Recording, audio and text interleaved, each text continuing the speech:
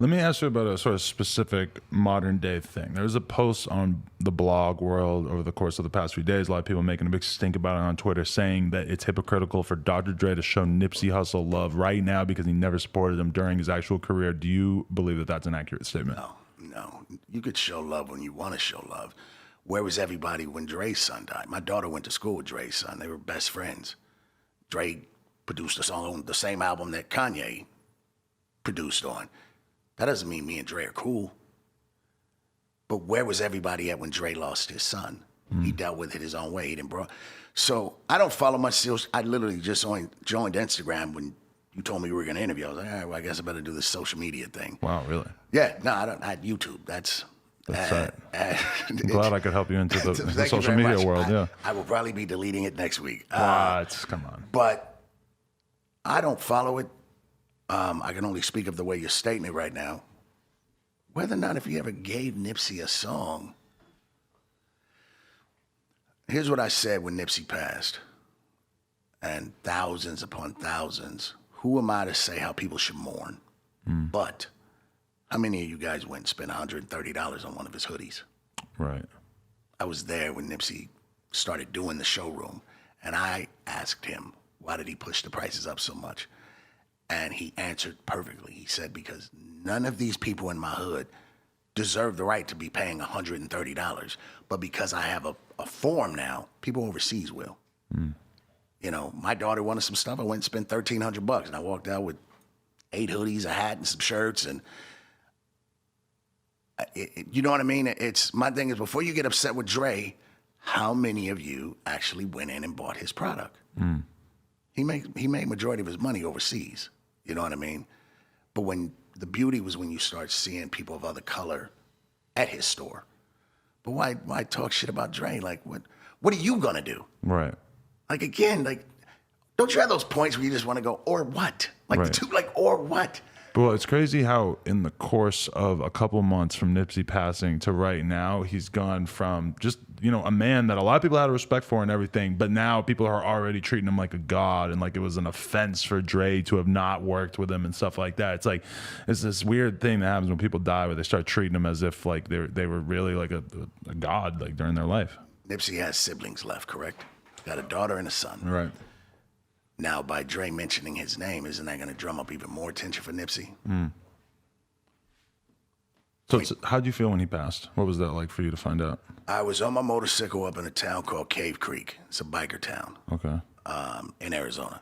If you ever heard of Sturgis, it's like a mini Sturgis. They have a remake of Buffalo Chip and blah, blah, blah. And I was out with my charter. I was getting on my bike, and my phone went off. And it was one of the, you know, bigger homies. And he was like, hey, Nipsey just got shot. I think I answered it. I think I took it the same way Biggie took it when they said Pa got shot. And he was like, oh, again? Right. It wasn't again for Nipsey, but it was more like, More likely that he would survive than that he wouldn't. this kid's swagger and intelligence. But I looked at the phone and I paused. Well, I've got 18 guys that's got to follow me. So I needed to keep a straight mind. And I turned to my sergeant at arms, who wherever I go, he goes. And I said, yo, they just said Nipsey got shot. And he just kind of looked at me. He was like, you good? I was like, yeah. So I get on the bike, and I was about 30 minutes from home. I keep looking at the phone while I'm riding. I get to the house, and I call that same person. I said, how's it look? He goes, nah, he's gone. I still haven't mourned yet. That video of me going down to the store when I said, hey, I'm not going to the funeral, and people are like, you wasn't invited anyway. First of all, the funeral was free. Basically free. You know, you got the ticket. And I'm not getting buried. If I find out any of my daughters buried me, I'm coming back and haunting their ass, getting cremated. But I didn't want to go because I was just with him a week or so before he died. But I don't tell those stories to get glamorization. Right. You know, we got 2 songs together. We didn't need to do 5 songs, whatever, but I still don't think I've mourned yet. I'm not a good mourner. You know, I just lost my mother and father 3 years ago, a day apart and a year apart. And I haven't mourned that yet either. But with Nipsey, and the funny thing is, the cat who got shot, Kerry, me and Kerry grew up together. We literally, His friend. yeah, the cat Right. who fell right in front of them. They got shot in the back. We grew up like since we were kids. And you look at the backlash. Here's the ignorance that I've heard. Why was Cowboy leaning over him, taking his chain and going through his pockets? Because law enforcement would take it. That's why. That's why. And it will be held for evidence or it will be lost. They'll never get it back. I don't understand the world anymore because I make it a point now where I don't read any more comments. But to sit here and say Cowboy could have did something. Well, Kerry took a bullet in his back and fell face forward. The other homie that was with him, bullet hit his belt buckle and bounced off of him. What are you going to blame him? That he had a good belt buckle or stupid cuz had a bad aim? You know what I mean? But we live in this world where it's if it was me, if it was you, what? Right. Fag, you would have ran. You would have screamed. You could have a raspy voice like mine. It'll sound like a 6-year-old girl. Right. The moment you hear bullets. I think I'm the toughest motherfucker I know, but you pull a jammy out on me, you got it, my man. You know what I mean? I'm going to remember you, but I'm not, you know what I mean? But I haven't mourned. I'll tell you a story. When Nipsey had his deal with Sylvia Rome, he was in New York, and he was walking through the streets, and we always joked about how he had a sock fetish. I probably own about 1,000 pairs. Whenever you go to juvie or prison you don't want to wear their underwear and you don't want to wear their socks. Right. I used to work in the laundry, so I know. And I got about that, and Nipsey same. He had about 1,000 pair of socks. And I was like, what you doing, cuz? He's like, man, I'm looking for one of them bootleg watches, a Breitling. I remember it verbatim. Remember when Breitling was hot for a second? Right, He was like, yeah. I'm looking for one of them Breitlings. And getting some socks. He's like, Cass, I got 100 pair of socks for like $30. And we laughed about that. And then he said, hey, I'm going over to meet with some executives that live in the Hamptons. We were on the phone for about 2 hours after he met with them. And it's a story that I'll end like this. I knew at that point his whole life was about to change. Really? Because before then, he just had a hood record deal. Right. And when he sat with these gentlemen, because I've never had a record deal. I've always had distribution. I put up my own money. When I was with Bone, I never rode on their tour bus. I don't smoke weed. I was really the only thug in the group. I was always on parole. But I've never had a record deal. After that, Nipsey never had another record deal. He learned flood the market, catalog. But I will tell you, when he was in the Hamptons, I heard a grown man at that point. So him passing, if you sit angry, then you'll never understand what was his worth. So I'm not actually even angry. It's just I'll mourn the way I need to mourn. Right. How'd you feel? How'd you feel about it? I mean, it's not somebody that I was close to. It's like I had DM'd him and tried to get an interview, never really gotten a chance to connect with him and stuff. But I mean, I consider myself like a spectator at this fucking miserable thing. My friend Desto Dub is from his neighborhood, has known him since he was super young, and like living it through him, and like sort of just seeing how fucked up LA was off of it is just like an unbelievable experience, I guess is what I could say about it. But what was your particular kinship from him? Obviously, you guys are both 60s representatives and everything, but what was it that made you guys bond, given that you're generations apart? When I met him, he was, I always tell the story and I know I'm wrong. I always say he was like 12, but he was actually like 14. And I met him on Dime Block because my homie, I won't say his name, but my homie, lived over there, we'll put it like that. And I remember seeing this dude, and me being a mixed person, I always trip out people's hair. Sounds kind of weird, but I always like, damn, what is he? Because look at his hair. Yeah, it's kind of the defining character. I always say that is that you probably shouldn't say the N-word if you don't have curly hair. That's like the defining thing. Like that's an easy no if you got straight hair. Yeah, and me growing up with green eyes, long blonde curly hair, add some water, it straightened, whatever. And I remember looking at him, and he had this little bald, not a bald fade, but a little, the European little shape, I forget what it's called, Caesar. And he was real quiet. But his hello to me, and this was 19...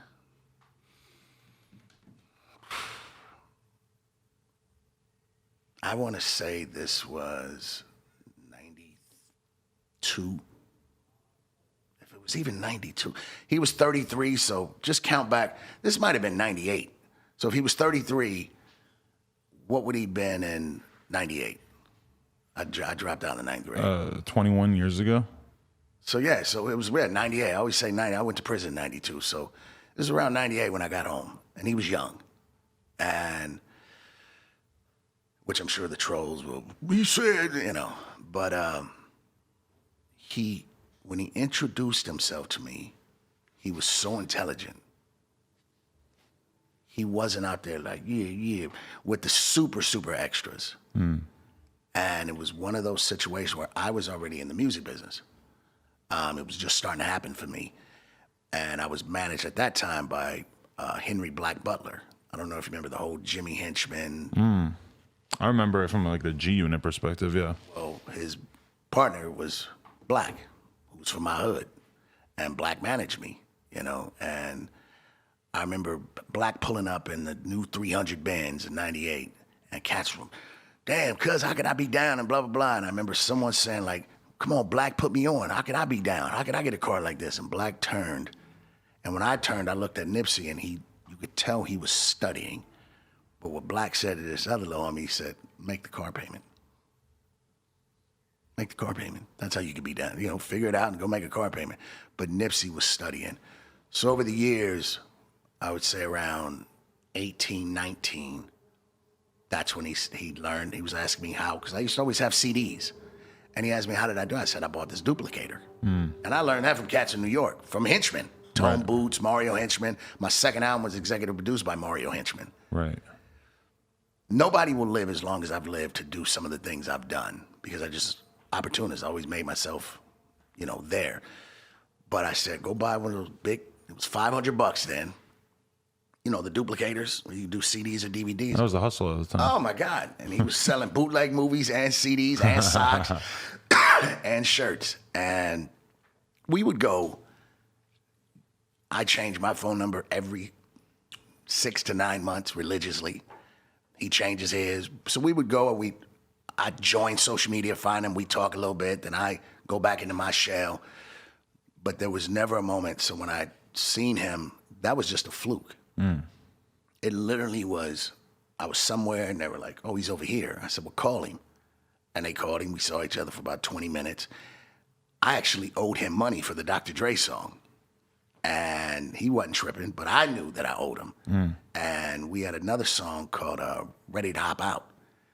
And I got his information, and, you know, the money's going to whoever now. But he was a special dude, man. Right. When you look at his career, like when I was going back through his catalog and watching his earlier stuff, it felt like, you know, he had, like, you know, whether it was 5, 6, 7 years ago, he had videos out where he's drinking lean, he's talking way more reckless. Did you witness that transformation of him going from like a more street level dude to, like, by the time he passed, he seemed like so enlightened, and like he was really this voice of what people should be doing from the streets and stuff?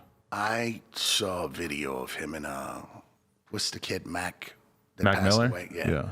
And they were both.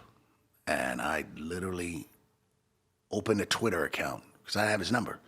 And I opened a Twitter account, and I messaged him. And I said, little bro, I'm very proud of you. I said, but what I just saw, I'm not happy with. There's no good outcome for that. And his response was, hold on, the way he started, and he typed it the way he said it. Oh, Yap. He just put Y-A-A-A-P. If you ever met Nipsey and you ask him, he'd be like, Yap. And he responded, Yap. And what did you take that to mean? Like, I know I'm doing something that's not good for me, but I'm in it. Yeah, because I didn't overly. It was just like, bro, you don't need. I'm so proud of you, man. You don't need to be doing that. And his response was just that answer. And who am I to say what somebody's DOC should be, or what they? You know, I'm a person that goes home and will have a drink at home. You know, but listen. With the exception of weed, and I don't smoke weed though, from alcohol, promethazine, meth, pills, you're gonna die. When you're gonna die, I don't know. It's like smoking a cigarette. Do you know what cigarette actually goes, oh, let's give him cancer now? But as intelligent as Nipsey, I hate saying was, as he was, he also was a, element of the street. He was, you know what I mean? And I know he went 5 months without smoking weed for a while, and you know what I mean? But my thing was, it's funny. I never went out and, overly searched for his songs. I loved what he was doing, but this is going to weird you out, but I actually stopped listening to rap. You pull up next to me on my motorcycle, you know what you might hear? What? Some country. Really? Honest to God, I had a cat. I was up in Oklahoma, and one of the prospects, he's like, Big Cats, I'm president of my clay. Arizona wearing off on you. Man, I'm telling you, it's the white side of me. And he pulls up, he goes, you Big Cats, right, Pres? I was like, yeah. He goes, what are you listening to? And I think it was Chris Stapleton or something. And he goes, but you're a cat, you're listening to country. And I turned and said, and you're a white boy and you're listening to rap. Right. Duly noted. You know what I mean? So I never listened to a lot of Nipsey. I think like a lot of us, because he was my friend, he was my little brother, but I had stopped listening to rap. When I listen religiously now, you realize he said some of the song. He said, he named a cop that we all know, and he said, bald fade military crash unit. He was giving you the little message that that's the dude that was setting up all the homies from the hood. Whether if he was doing good or bad, but if he was doing good, he's the one that called the raid on Nipsey's. Like, if you really listen, he gave away some of the best jewels of saying, look, this is what we go through. When he says, look, I ain't nothing like you, fake net, whatever the song is. I ain't nothing like you other niggas or something, but, and then I'm sure the trolls will be like, you don't even know his songs. No, I knew him. Right. But he was, have you noticed you listen more now that he passed? Oh, yeah. I mean, his Spotify plays are like ridiculously through the roof. Yeah. And what did you catch when because I'm sure you listened, but he wasn't heavily in your playlist. When you listen now, what do you catch about him? The growth, I guess. That's why I find interesting is like listening to his old stuff versus his new stuff, being somebody that wasn't super familiar with his work and just sort of seeing that development, going back and watching his old videos and seeing how different his demeanor is from his more recent stuff. Well, I used to always say this statement. I'm from the biggest crib hood, and 60 niggas ain't never bought 60 in my records. Those are still my homies, but if that's what so when he came out with Hustle in the House, I sent him a message too, like, you're alienating your crowd. He still kept it hood. You pull up any of my old albums, anybody don't know me, I don't care. But he gravitated. I'm the first West Coast artist that Just Blaze has ever done a beat for. I was just one of those guys. Ice-T used to always say to me, I was just too literal. I really believe you're supposed to be a certain way. So did I fuck my career off? No, because I live well, but it didn't have that's why it feels fun right now doing what I'm doing, but it didn't have the longevity that it should have, because I had everybody on my albums. Nipsey elevated. You know what I mean? Cats on the East Coast loved him. Right. So when people listen now, but, hopefully I answered your question, it's just the relationship I had with him was watching a young man leave the hood, but never leave the hood. Right. I was one of the first ones with a clothing store on Crenshaw. I had a clothing store on Crenshaw on 48th, across the street from Fat Burgers. Then it became Chris Burgers. And I knew what I was doing. I knew that I also had the dope spot right there on 54th. Remember the Eminem video? Hi, my name is, where he's on the bus stop? That was my dope spot up there. We ran him off that day when they came. That's why, the scene is so short. Really? I was treacherous. I didn't care who you were. What did you think of Eminem at that time? I didn't like him then, and I don't like him now. I don't. I always say Eminem is what Razzcast and Chino XL should have been. I'm going to live by that. I don't give a fuck about getting critiqued he is what Razzcast and Chino XL, to me, one of the most unnoticed. Chino XL. Right. There's no way M didn't steal from him. And he said in many interviews, like, yo, Chino XL, Tech 9. People forget how long Tech 9's been around. Right.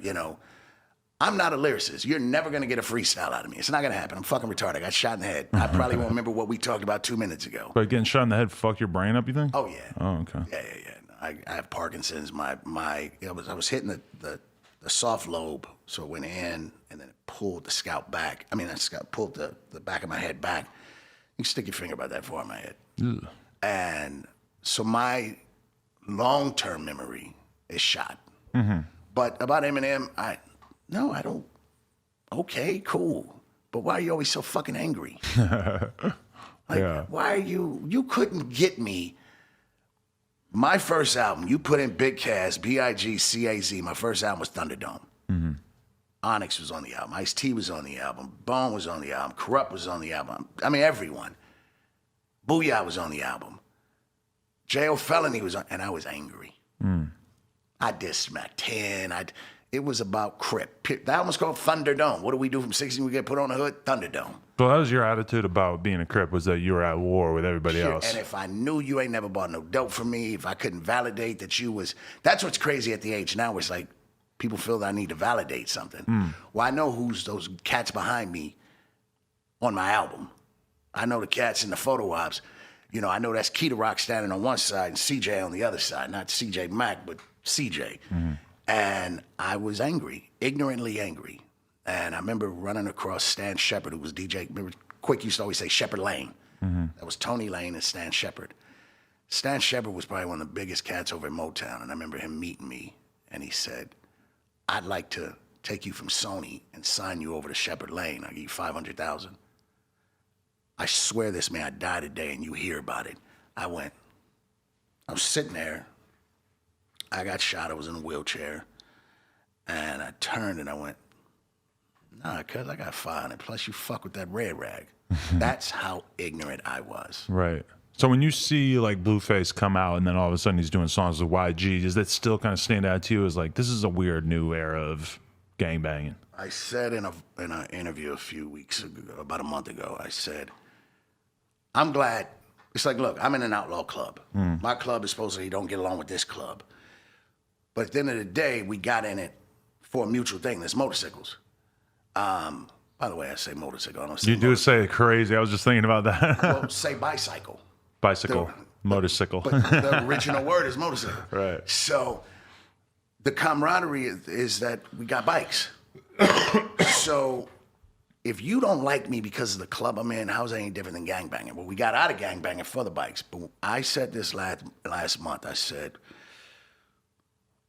what is the point in even banging your hood anymore if you're going to do a song with a rival, unless you're trying to prove a point? And if that point has been proven, stop banging your hood.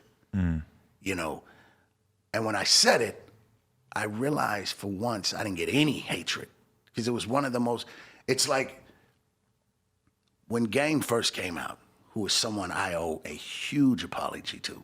Really? Oh, I was treacherous. I got his brother sitting up in my beat. Remember when he was knocked out by what?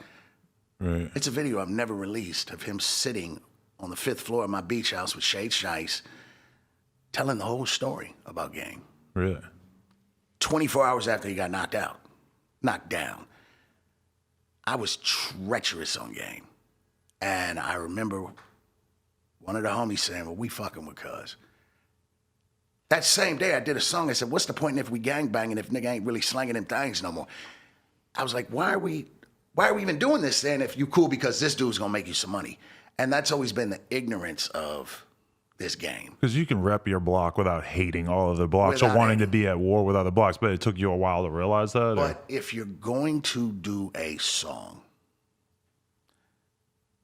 then there should be no more hatred in you because you're doing a song. A red rag is doing a song with a blue rag. So what are you repping for? It's like this. When Nipsey and YG were together, it was beyond an overstanding. When YG came down to the store after Nipsey died, I'm sure you saw he had to come back later because tensions are still high. You have to understand in this world, some people ain't gonna forget. Right. But it does bother me that you're gonna push this Crip card or this red. And again, at my age, I don't give a shit. My handkerchief is for blowing my nose. I'm wiping the sweat. It just ain't never gonna be a red one in my pocket. But what is the point in you still repping it? because you just proved a different point. You're with someone else.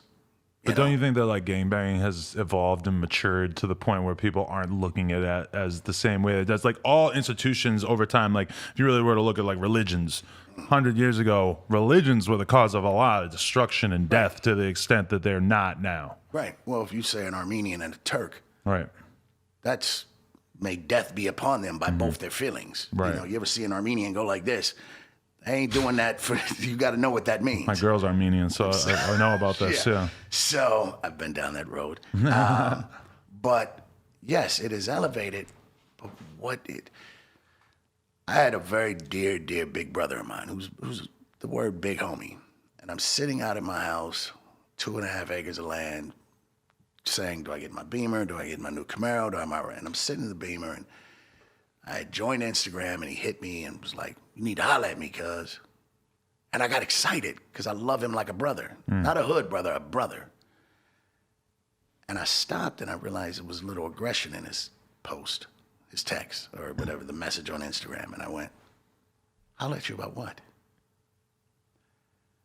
After we spoke, I realized I have disassociated myself with the negativity that I didn't understand that he just wanted to talk to me. You know, he needed to overstand something. Right. Because my mind was like, bro, at my age, I'm not cripping. Do I still catch myself doing so? Man, when Nipsey passed, this was every day. But you have to come to realize some of those people don't want to leave that life. But where I'm at now, no, it ain't a war. I chose to go and sell drugs. I chose to tell myself I was taking care of my family. Well, if the end result that I went to prison and my ex-wife and my kids were living at their grandparents, how'd that work out? Right. How good is that for the community or for your future? Yeah. Right. And my child went 5 years without me in their life. You know, me being the dirtbag I was, I just found my youngest daughter 3 weeks ago, who's now 14, and we just found each other on Instagram. Wow, really? Amazing. What the fuck? Literally. And her mother had every right, because in my mind, it's like, no, I'm famous. No, I wasn't. I was famous by the eyes of, okay, if you were looking at that music shit, but I was still a dirtbag. Right. You know, if my daughters had to come to this big, beautiful beach house and see another woman and go, okay, which one is she? You know, I wasn't setting a good example.